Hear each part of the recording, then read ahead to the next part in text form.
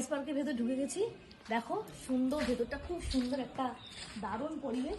চলো তোমাদের দেখাতে দেখাতে নিয়ে যাচ্ছি। খুবই সুন্দর, দেখো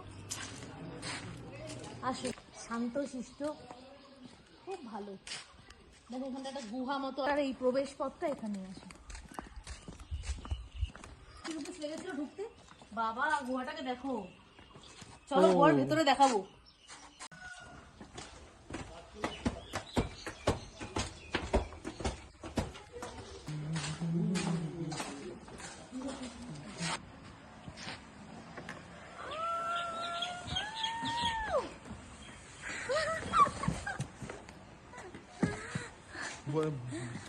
বাবা আমি তো ভয়ই পেয়ে গেলাম, আমি স্লিপ খেতে ভীষণ ভাবে দেখো দোলনা, ও ভয় লাগে, আমি খুব ভয় পাই। তাদের ছোট স্লিপ ছিল বলে দোলনাটা দারুণ।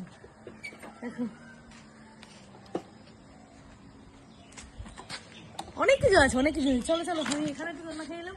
তারপরে দেখো এখানে ভিডিও গেম আছে ভেতরটায়, সুইমিং পুল দেখো, এখানে বোটিং করা যায়। দেখো চলো আরো দেখাবো।